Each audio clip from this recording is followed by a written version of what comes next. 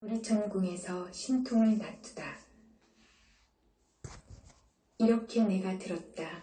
한때 부처님이 도리천에 계시면서 어머니를 위하여 설법하셨다. 그때 시방의 한량없는 세계에서 말로 할래야 할 수도 없는 그 모든 부처님과 큰 보살 마하살이 모두 다 법회에 모여오셔서 찬탄하셨다. 서가모니 부처님은 능히 오탁악세에서 불가사의한 큰 지혜와 신통력을 나투사 억세고 거칠은 중생을 조복하여 고락의 법을 알게 하신다 하고 각기 시자를 보내시어 부처님께 문안을 드렸다.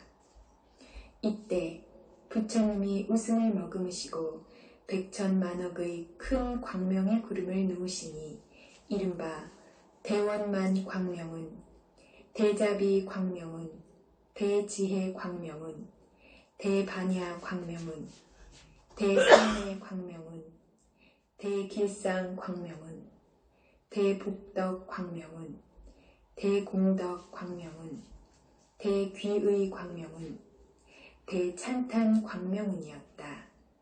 이러한 말할 수도 없는 광명의 구름을 놓으시고는 또 여러가지 미묘한 음성을 내시니 이른바 보시 바람이름, 지게 바람이름, 인욕 바람이름, 정진 바람이름, 선정 바람이름, 지혜 바람이름, 자비음, 희사음, 해탈음, 무르음, 지혜음, 대지혜음, 사자후음, 대사자후음, 운매음, 대운매음이었다.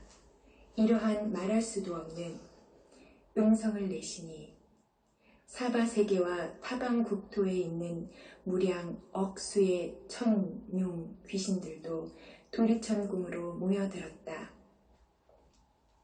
이를테면 사천왕천, 도리천, 수영마천, 도솔타천, 화락천, 타화자재천, 범중천, 범고천, 대범천, 소광천, 무량광천, 광음천, 소정천, 무량정천, 변정천, 복생천, 보계천, 광과천, 엄식천, 무량엄식천, 엄식과실천, 무상천, 무번천, 무열천, 선견천, 선현천, 색구경천, 마해수라천, 내지 비상비비상 처천의 온갖 하늘물이며 용의물이며 귀신무리 등이 모두 법회에 모여들었다.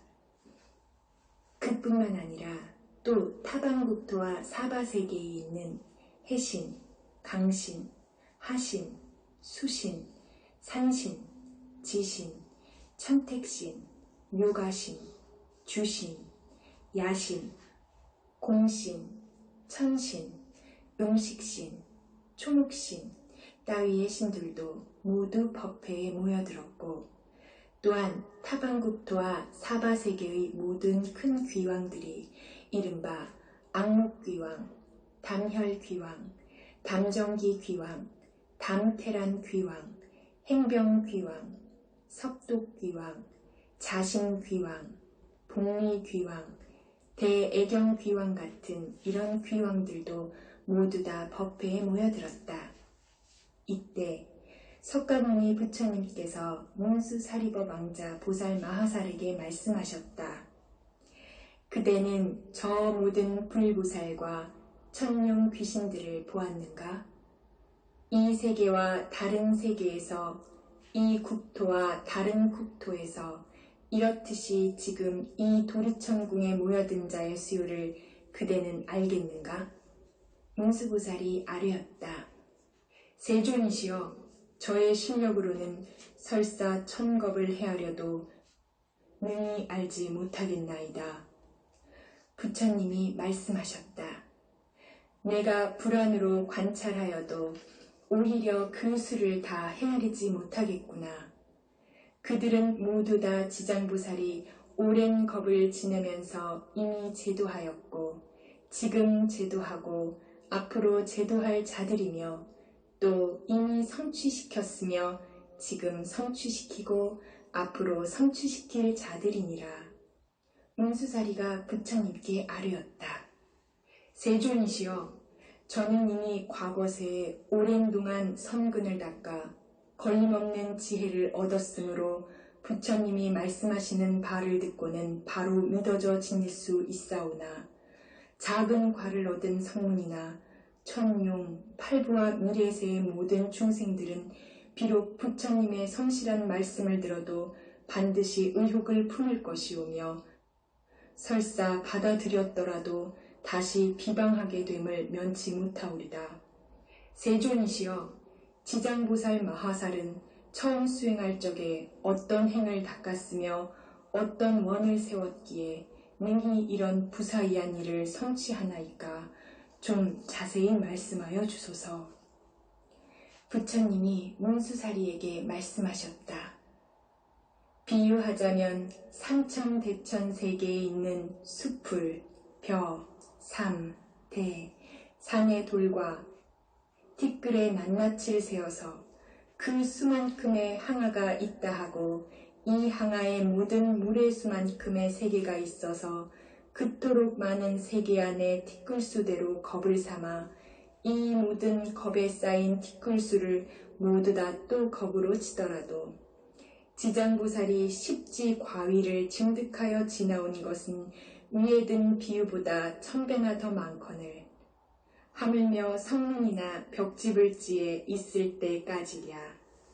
문수사리여, 이 보살의 위신약과 서원은 불가사의하노니 만약 미래세의 어떤 선남자 선여인이 이 보살의 명호를 듣고 혹은 찬탄하고 혹은 우러러 절하고 혹은 명호를 부르고 혹은 공양을 올리고 그 형상을 그리거나 조각으로 조성하여 모시면 이 사람은 마땅히 33천에 100번이나 태어나고 영원히 악도에 떨어지지 않으리라.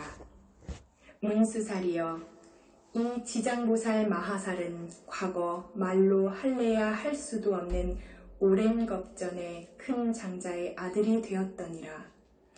그때 세상에 부처님이 계셔서 호를 사자 분신 구족 만행 열애라 하셨느니라. 그때 장자의 아들이 부처님 상우가 천국으로 장엄하심을 보고서 그 부처님께 어떤 수행과 서원을 세워야 이런 상우를 얻나이까 하고 여쭈었다. 이에 사자분신 구족 만행 열애께서 이 몸을 얻고자 하거든 마땅히 오랫동안 온갖 고통받는 중생들을 건져주어야 되느니라고 일러주셨더니라. 문수사리여, 그때 장자의 아들이 맹세를 하되 제가 이제부터 미래세가 다하도록 헤아릴 수 없는 겁에 저 죄고받는 육도 중생을 위하여 널리 방편을 베풀어서 다 해탈케 하고서야 제 자신이 불도를 이루리다 하고 저 부처님 앞에서 이 대원을 세웠나니라. 그로부터 지금까지 백천만억 나유타의 말로 할 수도 없는 오랜 겁을 아직도 보살로 있느니라.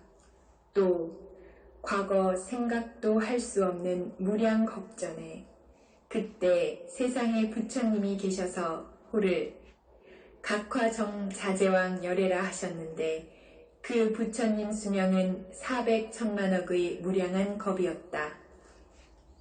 그 부처님 상법 시대에 한 바라문의 딸이 있어서 숙세에 닦은 복이 매우 깊고 두터워 여러 사람으로부터 흠모와 존경을 받았으며 행주 좌와의 모든 하늘이 옹호하였더니라. 그러나 그의 어머니는 사도를 믿어서 항상 산보를 가벼이 여겼으므로 그 딸이 여러 가지로 방편을 베풀어 어머니께 권유하여 바른 지견을 내게 하였건만 그 어머니는 온전한 믿음을 내지 못하였고 오래지 않아 목숨을 마쳐 혼신은 무간지옥에 떨어졌느니라. 그때 바람은녀는 어머니가 살았을 적에 인과를 믿지 않았으므로 헤아리건대 업에 끄달려 필경 악도에 떨어졌으리라 짐작하고 드디어 집을 팔아서 좋은 향과 꽃이며 여러 공양구를 두루 구하여 먼저 부처님의 탑사에 가서 크게 공양을 올렸다.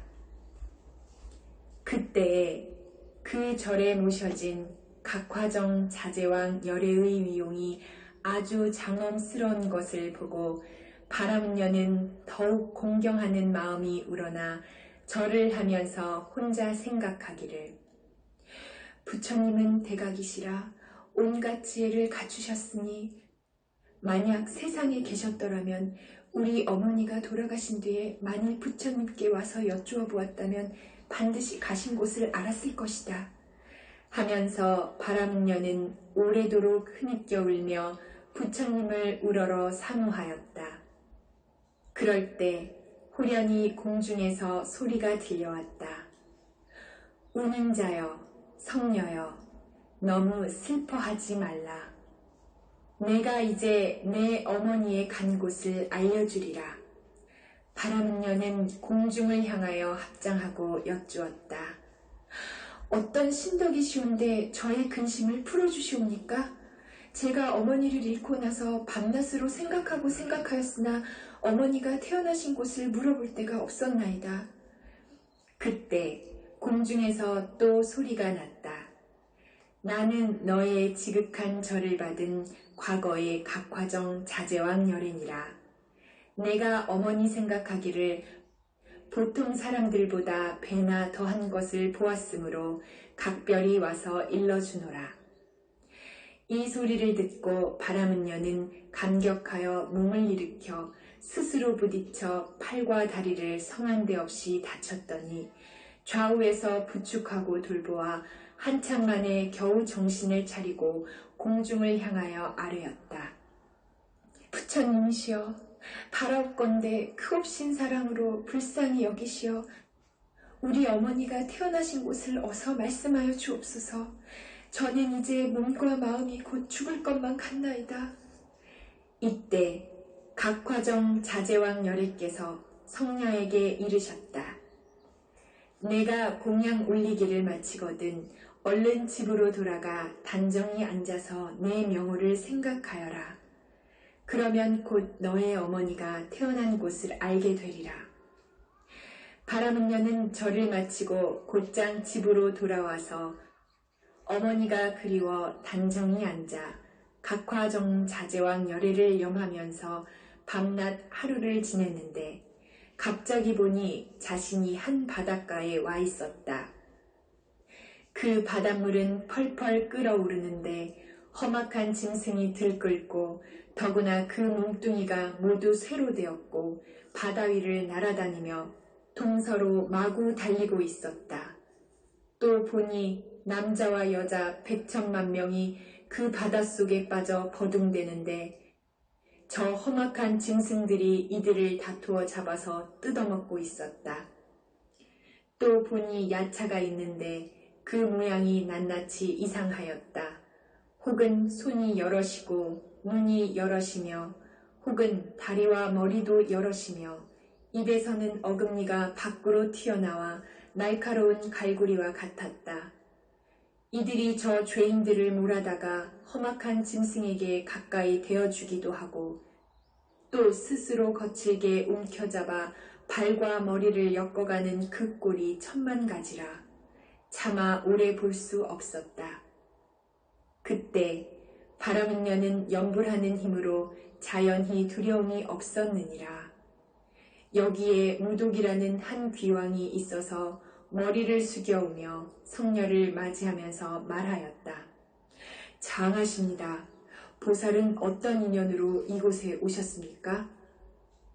바람은녀가 귀왕에게 물었다. 여기는 어디입니까? 무독이 대답하였다. 이곳은 대철이산 서쪽의 첫 번째 바다입니다. 내가 들으니 철이산 속에는 지옥이 있다는데 그것은 사실입니까? 참으로 지옥이 있습니다. 내가 지금 어떻게 해서 지옥 있는 곳을 오게 되었습니까?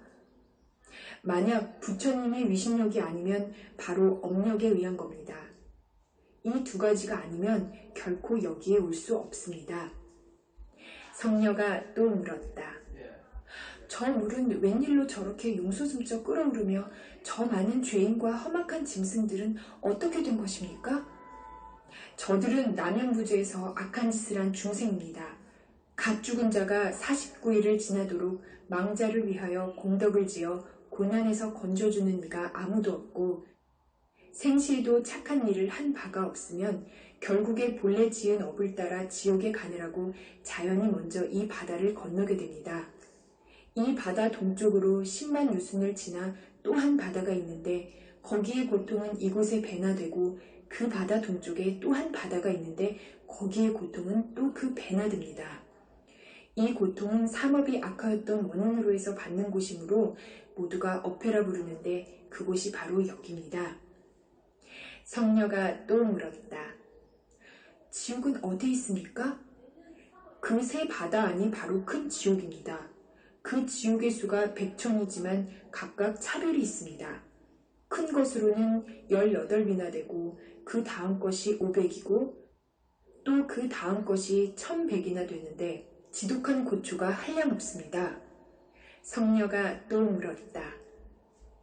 우리 어머니가 돌아가신 지 얼마 안 되나 알 수 없습니다. 그 혼신은 어디로 갔을까요? 귀왕이 물었다. 보살의 어머니는 생전에 어떤 일을 하셨습니까? 우리 어머니는 소견이 삿대어 산보를 헐뜯어 비방하였고 서로 잠깐 믿다가도 이내 돌이켜 또 공경치 않았습니다.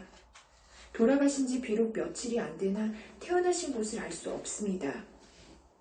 보살의 어머니는 성씨가 누구십니까? 우리 부모는 모두 바람은 종족인데 아버지 이름은 시라선견이고 어머니 이름은 열젤입니다.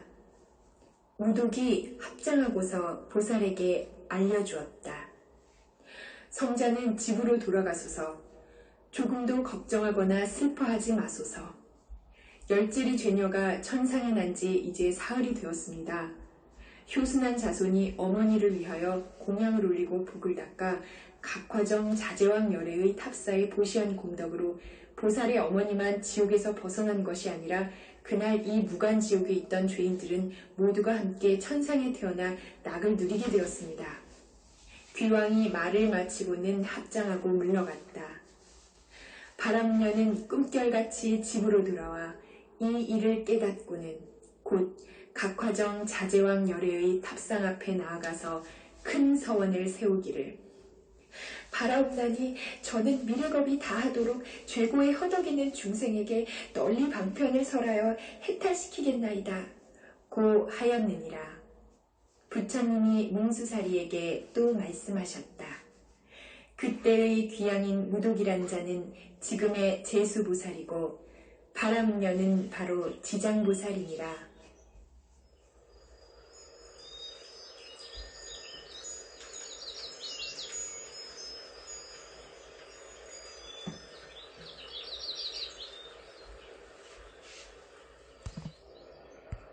제2품